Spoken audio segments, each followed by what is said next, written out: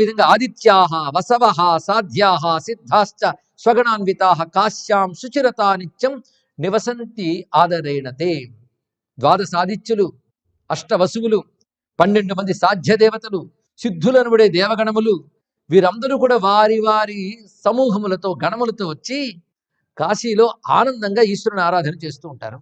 ఋషులు ఎందరో ఈ కాశీని నివాసంగా చేసుకుంటారు. విశ్వే దేవతలని దేవతలున్నారు.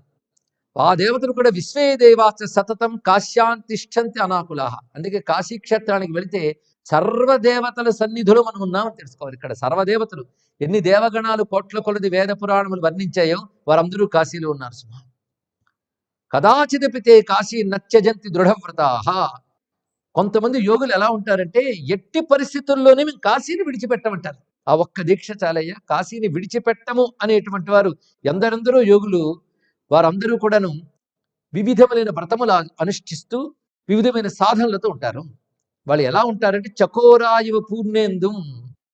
చకోర పక్షులు పూర్ణచంద్రుని ఎలాగ ఆస్వాదిస్తూ వదలలేక ఉంటాయో అలా వాళ్ళు కాశీని వదలలేకుంటారు మహాత్ములు. అలాగే తుమ్మెదలు పుష్పాలను ఎలా వదలలేవో శివభక్తులు కాశీని అలా వదలలేరు. పతివ్రతేవ భర్తారం. పతివ్రత భర్తని ఎలా వదలలేదో నా భక్తులు కాశీని అలా వదలలేరు. విద్యేవ విమలాశయం. ఉపమానాలు ఎంత బాగున్నాయి చూడండి. ఉత్తమ విద్యలు నిర్మలమైన హృదయాలని ఎలా వదలకుండా ఉంటాయో అలాగా భక్తులు కాశీని వదలలేరు. అంటే ఉత్తమ విద్యలు నిర్మల హృదయాల్లోనే స్థిరపడతాయి, భాషిస్తాయని దీన్ని బట్టి ఉపమానంలోనూ ఉపదేశం చెప్తున్నాడు. కానీ విద్యలు భాషించాలంటే హృదయం నిర్మలంగా ఉండాలి. అలాగే నిర్మల హృదయాలను విద్యలు ఎలా వదలలేవో నా భక్తులు కాశీని అలా వదలలేరు.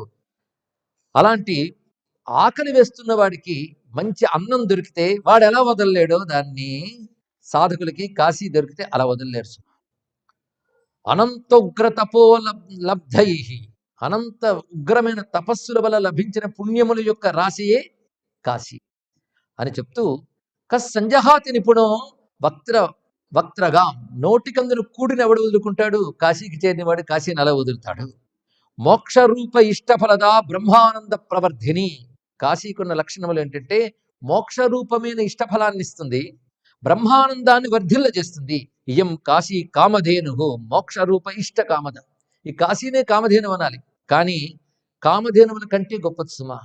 కామధేనువులు స్వర్గాదుల్లో ఇచ్చేవి పుణ్యక్షయమైతే పోతాయి, మళ్ళీ దుఃఖం వస్తూనే ఉంటుంది. అందుకే అవి ఇచ్చే ఎలాంటి కామములు అంటే కామధేనువులు ఇచ్చే కామములు వినశ్యేత్ కామదా. నశించిపోయే కోరికలు తీరిస్తే కామధేనువులు. నేయం కాశీ నిత్యేష్ట కామదా. అది నాశనం లేని విధంగా అభీష్ట సిద్ధినిస్తుంది కాశీ. అందుకే కాశీ కాశీతి సతతం కాశీ స్మరణే రతః ససజ్జ సర్వ పాపేభ్యో ముచ్యతే దేవి సర్వదా. ఎవడు నిత్యం కాశీ కాశీ అని నామస్మరణ చేస్తాడో వాడు పాపం నశిస్తాయి. దివ్యమైన కాశీక్షేత్రం పొందడం మాత్రం అంత తేలిక కాదు.